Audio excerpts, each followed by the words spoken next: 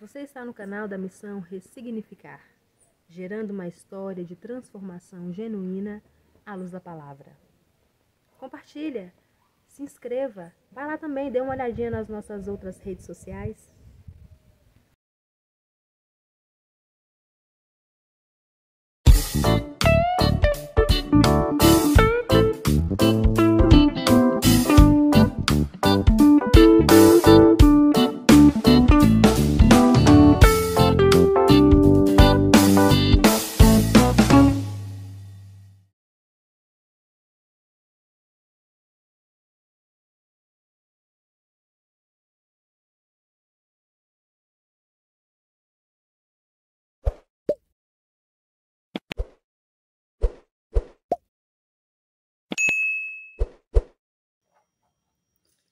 Amém, graça e paz.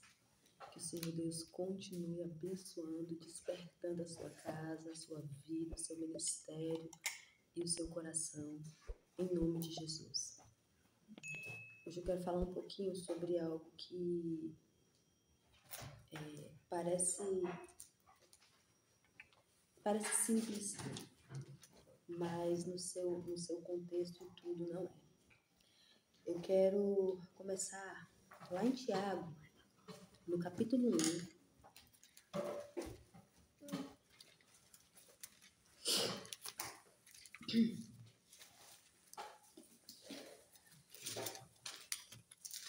Tiago, no capítulo 1, o versículo 19 e 20. Mas eu quero começar lá no versículo 2.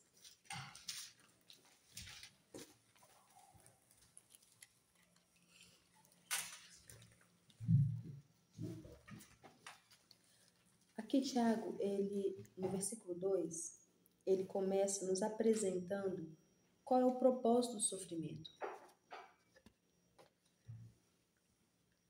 Ele nos ensina que devemos suportar as provações com alegria, porque é pelas provações que nós somos amadurecidos e aperfeiçoados. Meus irmãos, tende por motivo de toda alegria o passardes por várias provações, sabendo que a provação da vossa fé, uma vez confirmada, produz perseverança. Ora, a perseverança deve ter ação completa para que sejais perfeitos e íntegros, em nada deficientes. Depois disso, nós somos levados a pensar que não somos perfeitos. Ainda não temos toda a sabedoria que deveríamos ter. Então precisamos pedir sabedoria ao Senhor. Pedir sabedoria por meio da oração com fé, confiando que o Senhor nos dará. Então, não podemos ter dúvidas, não podemos ser semelhantes às ondas do mar, agitadas pelo vento, mas firmes, com fé e sólidas no Senhor.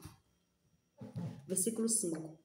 Se, porém, algum de vós necessita de sabedoria, peça a Deus, que a todos dá liberalmente, e nada lhes impropera, e ser-lhe-á concedida.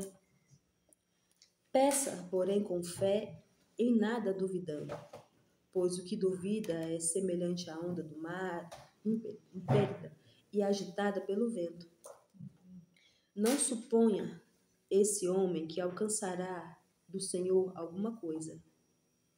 Homem de ânimo dobre, inconstante, em estado os seus caminhos. Tiago nos ensina sobre a tentação do dinheiro, que afeta todas as classes, e precisamos entender que se Deus nos fez ricos, é para a glória dele, é para abençoarmos outras pessoas, é para alcançarmos outras vidas. Se ele colocou um tempo de pobreza na nossa vida, foi para que também pudéssemos glorificar a ele, tendo o próprio Deus como nosso maior tesouro. Versículo 9. O irmão, porém, de condição humilde glorie-se na sua dignidade, e o rico na sua insignificância, porque ele passará como a flor da erva. Porque o sol se levanta com seu ardente calor, e a erva seca, e a sua flor cai, e desaparece a formosura do seu aspecto. Assim também se murchará o rico em seus caminhos. Depois, no versículo 12 ao 15, Tiago nos mostra sobre a tentação de fato. Ele nos ensina a diferença entre tentação e provação, para que possamos ter discernimento e sabedoria nesses momentos. Provações vêm da parte de Deus, para o nosso fortalecimento e amadurecimento. Por outro lado, a maior parte das tentações que vêm são das nossas próprias cobiças, quando tornamos algo em pecado, quando caímos na própria cobiça do nosso coração. Versículo 12. Bem-aventurado o homem que suporta com perseverança a provação, porque depois de ter sido provado, receberá a coroa da vida, a qual o Senhor prometeu aos que o amam. Ninguém, ao ser tentado, diga: sou tentado por Deus, porque Deus não pode ser tentado pelo mal, e ele mesmo a ninguém tenta. Ao contrário, cada um é tentado pela sua própria cobiça, quando o atrai e seduz. Então a cobiça, depois de haver concebido, dá à luz o pecado, e o pecado, uma vez consumado, gera morte. Agora aqui no versículo 16, Tiago ele vai ser bem direto em dizer: vocês sabem por que em muitas coisas nós sofremos? Por que em muitas das coisas nós sofremos, nós padecemos?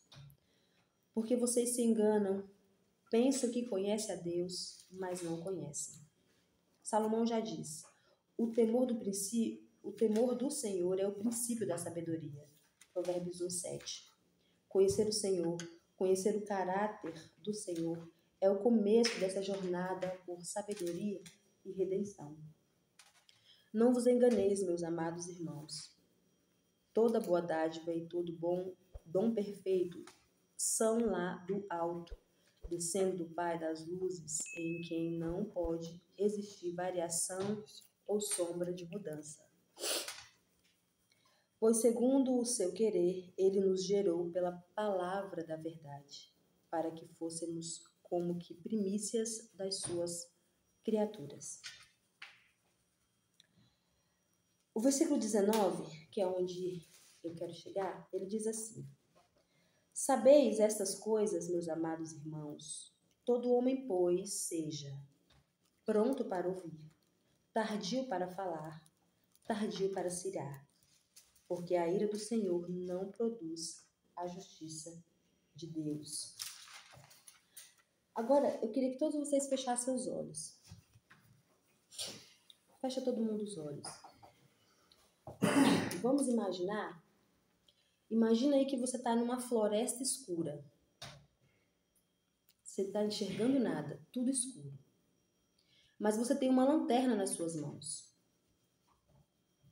A luz da lanterna é pequena e fraca, mas é suficiente para iluminar o caminho na sua frente. Agora imagina que a lanterna é a sua língua e a luz são as palavras que você fala. Aquilo que você fala pode iluminar o caminho para os outros e para você, guiando através da escuridão. Mas se você fala demais, se você fala rápido demais, se você fala sem pensar, se você fala com imprudência, se você fala para chamar a atenção das pessoas, é como se a lanterna estivesse piscando. Ela está falhando, ela não tem uma boa luz e acaba tornando difícil para você e para os outros verem o caminho. Então, o que sai Pode abrir os olhos, gente. Só para a gente poder imaginar melhor. Então, o que sai da nossa boca é caminho, é direção para a vida das pessoas e para a nossa também. Mas se a gente fala demais, se a gente quer mostrar algo que não somos, essa luz ela vai falhando. Ela vai falhando. Tiago está argumentando e exortando ao povo sobre como deve se comportar no meio das provações. E para que estejam sempre prontos a ouvir a palavra de Deus e menos dispostos a se precipitar em palavras faladas sem reflexões. Quem faz isso geralmente não consegue tomar decisões que produzam atitudes justas diante de Deus. Todo homem, pois, seja pronto para ouvir, tardio para falar, tardio para se irar. A ideia é simples. Não seja tão rápido para falar. Ele é simples e diz: seja sempre pronto para ouvir. Foi isso que aconteceu com Cornélio em Atos 10:33. Portanto, sem demora, mandei chamar-te e fizestes bem em vir. Agora, pois, estando todos aqui na presença de Deus, prontos para ouvir tudo o que te foi ordenado da parte do Senhor. Ele estava pronto para ouvir e não para falar. Precisamos ser rápidos e dispostos para ouvir, mas para falar devemos ser tardios. Devemos ser omissos ou calados, ou mesmo atrasados em falar, então quer dizer que eu não posso falar? Não, não é isso. O contexto aqui é outro. Tenha calma. Não passe os pés pelas mãos. Tenha cuidado no que você vai falar. Não é você falar com calma, é você ter calma quando você for falar. É você falar com sabedoria. É você falar com prudência. É você falar com o coração voltado para aquilo que Deus tem colocado dentro de você. Isso também está apresentado lá em Eclesiastes 5:1. Chegar-se para ouvir é melhor do que oferecer sacrifício de tolos, pois não sabem o que fazem. O provérbio também nos apresenta essa ideia. No muito falar não falta transgressões, mas o que demora os lábios é prudente. Provérbios 10:19. O que guarda a boca conserva a sua alma, mas o que muito abre os lábios, a si mesmo se arruína. Provérbios 13:3. A morte e a vida estão no poder da língua. O que bem a utiliza, come do seu fruto. Provérbios 18:21. O que guarda a boca e a língua, guarda a sua alma das angústias. Provérbios 21:23. Todos esses textos, eles têm algo em comum. Tardios ao falar, tardio ao se irar. Para quando escutarmos Deus, estaremos prontos para obedecer o que Ele diz. Quando ouvirmos os nossos irmãos e seus problemas, estaremos prontos para ajudar. Se você só quer falar, como é que você vai escutar aquilo que Deus tem para falar? Como é que você vai escutar o problema do seu irmão? E isso não é novidade para ninguém. Quantos ouvidos nós temos? Quantas bocas? Uma. Então é para a gente ouvir mais e falar menos. E Deus nos fez assim por um propósito. Aquele que tem sabedoria controla sua boca. Pensa antes de falar. Não é um desesperado por atenção. Não é um desesperado para falar aquilo que aprendeu, para falar aquilo que viu. Nem mesmo a ira deve ser acelerada do nosso coração. Não se apresse mesmo quando estiver irado. Na ira, podemos ferir pessoas. Na ira, podemos castigar um filho exageradamente. Na ira, você fala o que não devia para sua esposa, para o seu marido. Na ira, a gente se descontrola. Na ira, a gente ferve o pecado. Não podemos ser descontrolados nem irados, mas equilibrados e temperados pela palavra de Deus. Ouvir é uma arte difícil. E ouvir calado é pior ainda. Imagina alguém te falando de você, te insultando, falando coisas que não é verdade e você ali calado. Só ouvindo. É difícil isso, não é? Você tem que ter um autocontrole muito grande. Tem que ter um controle do alto. Ouvir é amar. Ouvir exige domínio, é fechar a boca e abrir os ouvidos do coração. Ouvir é amar o próximo como a si mesmo. Ouvir de verdade é se preocupar com o que preocupa o seu irmão. Às vezes, o irmão tá ali falando do problema dele, você tá com a cabeça lá. Aí o irmão fala, você entende? Entendi, vamos orar. Nossa, vamos orar na madrugada. Você nem sabe o que o irmão falou, você nem ouviu o que o irmão falou. Então, ouvir é você se preocupar com aquilo que preocupa o outro, com o problema do outro. Busca a justiça de Deus. A ira do homem gera 2 resultados: a destruição e a perversão. Destruição. No entanto, quando a ira é direcionada de forma irracional, com o objetivo de causar dor e sofrimento, ela se torna uma força destrutiva. A ira, nesse caso, gera conflitos, ressentimentos e ações impulsivas que prejudicam a si mesmo e aos outros. Ela cresce e se torna violenta, até o momento em que ela não mais pode ser controlada. E explode, como uma grande bomba, machucando pessoas, ferindo gente querida, tornando uma situação simples uma guerra. Perversão. A ira, quando não é controlada e direcionada para o bem, leva à perversão moral. A pessoa irada, descontrolada, se torna egocêntrica, buscando satisfazer os seus desejos a qualquer custo, sem se importar com as consequências. Quando se tomba para o caminho da perversão, a ira é cultivada no coração, mas reprimida no ambiente externo e torna-se cada vez maior no coração de quem a cultiva, a rega, até que se descontrola e imploda, danificando e pervertendo o homem por dentro, deixando um coração ferido, uma vida abalada e uma alma quebrada. Então a ira, ela precisa ser controlada. Não é que a gente não vai se irar. Pode acontecer, vai acontecer.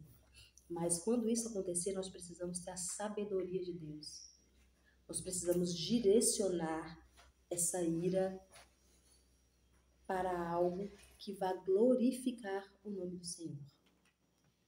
A ira dos homens é assim, violenta, desobediente e cheia de pecados, de rancor, de ódio e vingança. Mas do outro lado está a ira e a justiça de Deus. Essa não. Essa é justa, é santa, é limpa, é contra todo o pecado e contra toda a desobediência. Não pense que com o coração pervertido, a ira vai gerar algo bom. Não pense que vai gerar a justiça de Deus, porque não vai. Deus não é movido pela ira dos homens. Devemos viver a justiça e a bondade de Deus com sabedoria e não com ira. Deus não teme machões e nem mulheres bravas. Não deve nada a ninguém. Muito pelo contrário, somos nós que devemos nos sujeitar, nos submeter a Ele e à vontade dEle sobre as nossas vidas. Não devemos ser descontrolados, nem irados, mas equilibrados e temperados pela palavra de Deus.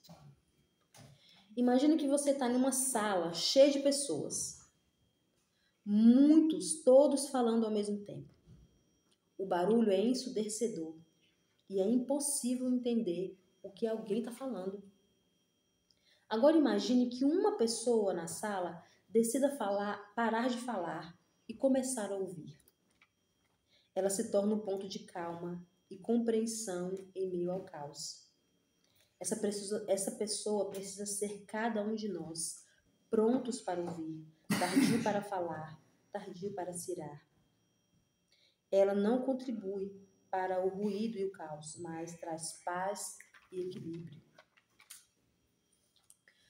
Não, a ira não é algo da nossa personalidade. Não é.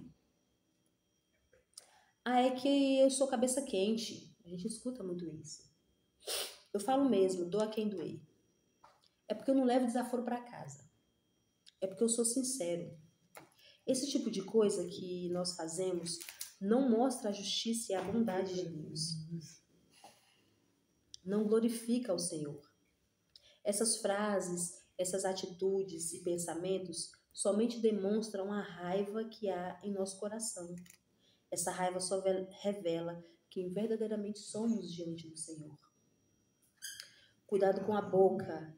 Como vimos, ela pode ser canal de vida ou de morte. Pela falta de sabedoria, de calma, de paciência, pela falta de compreensão, estão se acabando casamentos, se distanciando de filhos, se destruindo e pervertendo o propósito inicial de Deus, que é de uma família segundo o seu coração. Quantos casamentos e famílias destruídas por palavras malditas, que lançadas causaram tanto mal que hoje não se pode consertar, que hoje não se pode reverter. Quantas as vezes, em meio a uma discussão, em meio a uma briga, nós lançamos palavras que matamos o outro, nós lançamos palavras que afundamos o outro, que destruímos o outro.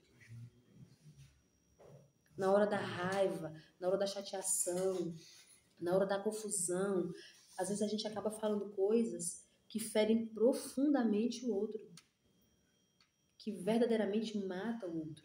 Então, quando nós formos abrir a boca, nós precisamos ter a sabedoria de Deus. Nós precisamos ter a prudência, o equilíbrio do Senhor. Agir por impulso ou por pressão do momento.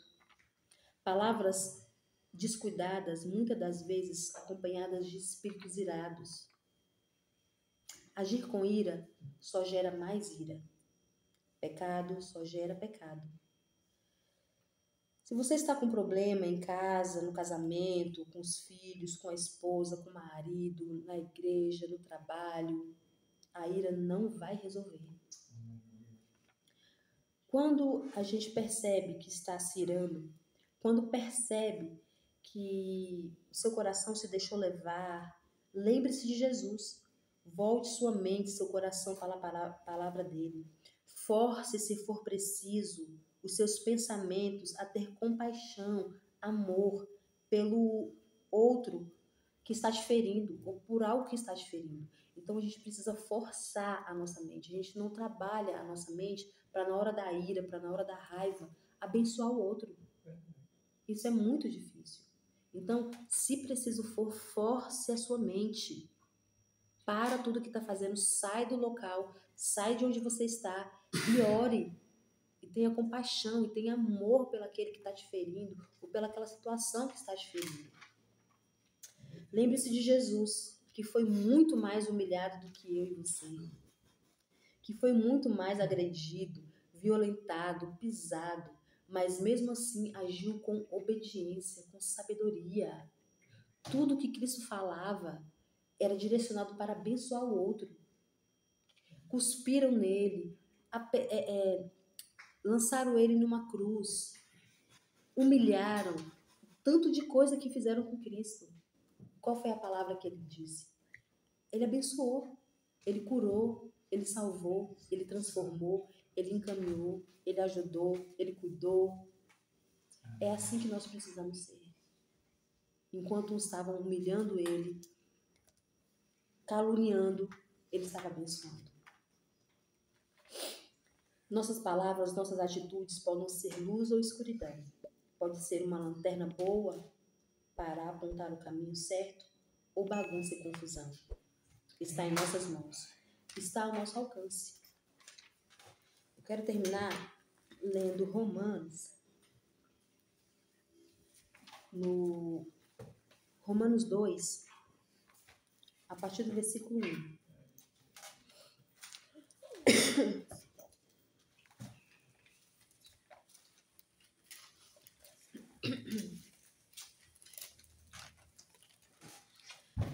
Que diz assim: portanto, és indesculpável, ó homem, quando qualquer julgas a outro. A ti mesmo te condenas, pois praticas as próprias coisas que condenas. Bem sabemos que o juízo de Deus é segundo a vontade contra os que praticam tais coisas. Tu, ó homem,